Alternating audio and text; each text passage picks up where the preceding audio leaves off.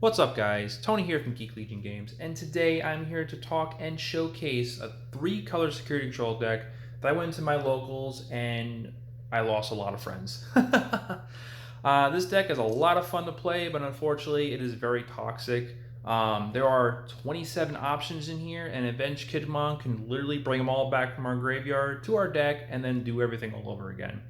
It also is very resilient, knows how to answer a lot of threats and get the security going. So, and also, we don't need hybrids, so if you're tired of seeing these cards, you don't need them.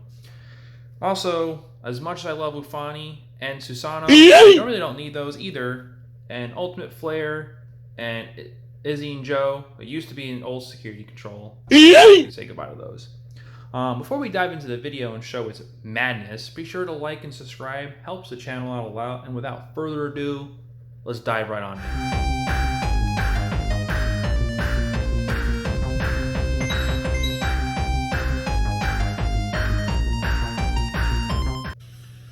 Alright, 2-star egg count. We ran 4 eggs in the form of Cupimon here. If you have 5 more security, draw a card.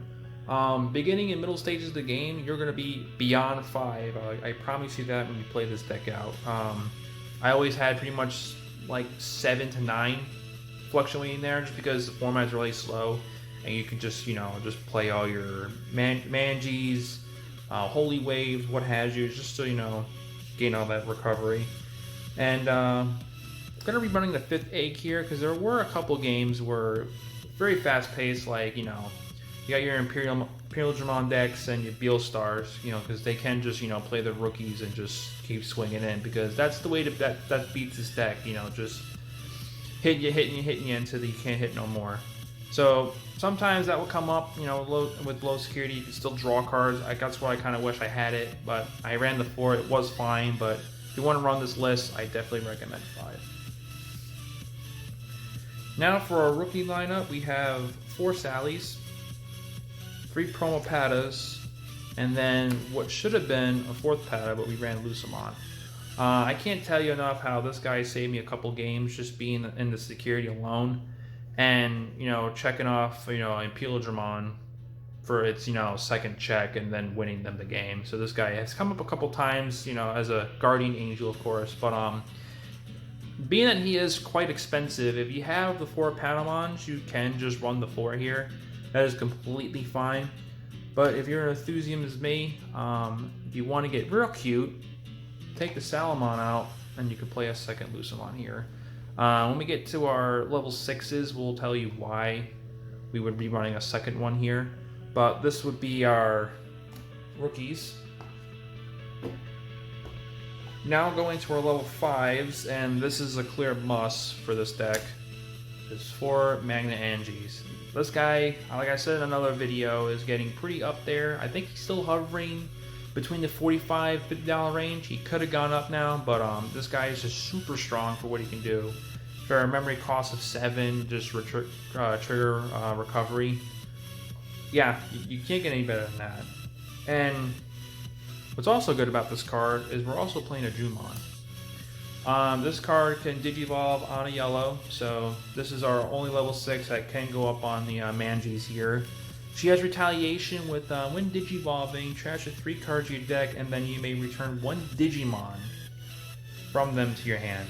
So it's not color specified, so that's why we got cute here and played 3 of these guys.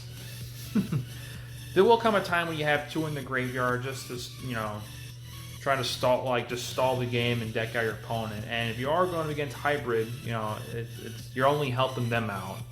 So this one, she'll come in, triggering this guy, bringing it back, and then you just keep doing your shenanigans, of course. But what we could do with our level 6 here, we can take 1 out if 3 is a little much for you, and play this Magnetramon. With an on-play with 11 costs, I mean, it's pretty steep. Recover 2. You're all gonna have some, if your locals is super like D Brigade, or like Rookie Rush style decks, this guy would save you, of course. Recovering 2 is huge, and then if they can't deal with that card, you swinging with this, and then having any of your rookies coming out And like the tech with this would be is like if you always have your Lucimons in, if you have both and just keep chaining back and forth and try to keep getting these to get killed, just throwing in their security. So yeah, you can keep doing that with this guy here until they have to answer it. And also, you know, if you don't have your Lucimons, your promo pad is here. If you are getting low on security, even with this guy out, this card will save you by recovering one. So that would be all of our Digimon. Now to get with our tamers, we ran 4 Mimis because we need purple. We need purple in the battle area here to get off. Quite a majority of our options are either solid purple or purple yellow hybrid in the option form. And then our last 2 other tamers are our Karis.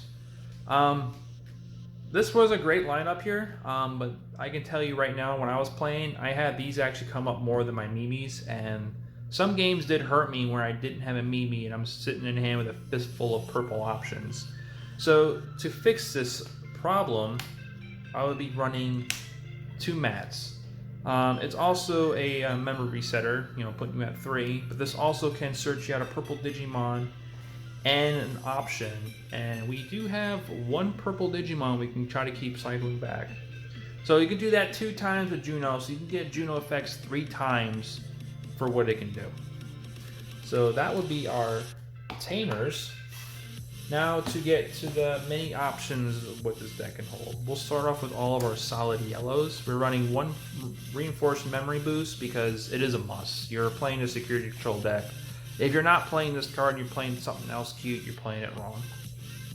There's no argument there. Next up is 4 Holy Waves, just because, you know, a hard 6, recover 1, or if it hits off in your security, which I had when we get to the later stages of the game, you're Revenge Kidding, and these are all in your graveyard. Just stack them this as is, and then guess what? Every time you're putting stuff in recovery, these are going back in, so then your opponent's swinging in and literally hitting jamming while you just keep stacking the security back up. Then, because, you know, the security gets pretty big, Blade of the True. Draw a card for every 2 security you have. So if you're on turn 1, if this is your opening hand, draw 2 cards. Put your opponent at 2. Huge. Huge. And if, guess what? If they haven't swung into security, you got another one in your hand, and you've recovered somehow, now you're drawing 3 cards. And then putting them at, like, you know, trying to memory choke them at 1. So this is your memory choking card if you want to try to get cute with all that. Then 3 Wyrens. The list I saw, I wanted to, didn't really want to run. This ran 4. And actually, no, it ran 2. Apologies. So I upped it to 1. It's negative 15k to something. It pretty much kills almost every single Digimon unless it's a giant X antibody stack. And even at that point in time, like, they have some, like, protection occurrences on it. So what I'll get to right here is the Chaos Integrations that deal with that problem. I'm running 3 of these. I thought about running 4 and then 4, but I just split them up 3 and 3. You want to see this, you don't want to. So, and you at least want 1 in security, of course. I mean, you're recovering them 1, but you're getting a problem child off the board. Up next after that is Eden Javelin. Almost like a Wyron's Breath if you get 15 cards in your hand, but, you know, a solid single target draw card and just pop anything. Any one thing on their board is just pretty big. And then Flame Hell Scythe, because this card is nuts. It really is. Negative 6 to something, and then bring it back a 6k Digimon or lower from your field. Guess what? We run 4 Mangis. You just hit all your Mangis. And then everything but your Lucimon is targetable, so you got your Sallys, you got your Patamons. So you have so many options you need to hit. And then for our solid purple options, we have our swords here. Once you start getting down your tamers, this card will come online. This has popped up in security once or twice when I didn't have a single tamer out, so it kind of felt bad. But once you get later in the game, you got your tamers set up, and then you Avenge Kid, and then you start drawing these, or they're in your securities. This card gets really nutty. And then finally, we have Call of the Darkness, because guess what? We can get back with this. We can get our Junimon.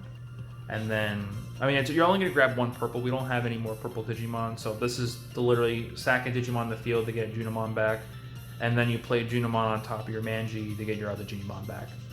What we could probably have one option in here is take 1 Blade of the True out and play Dead or Alive, just because if we were to play 2 Lucimons, this is just another way to bring them out. I'll try it out, see what it is. I'll put it in the comments because I'll be playing it next week, of course. If this card's even any good at all, we'll leave it up to you. You can tell me in the comments if you do try this out. This card is yay or nay. But that would do it for the deck video. If you find it enjoyable, informative, you want to try it out, what you can make changes to it, I'm all ears. Hit it up in the comments section. I do read them. I do, you know, all that fun stuff. And again, if you liked this video, hit the like button, hit the subscribe button, and don't forget to get geek on, and we'll see you guys next week.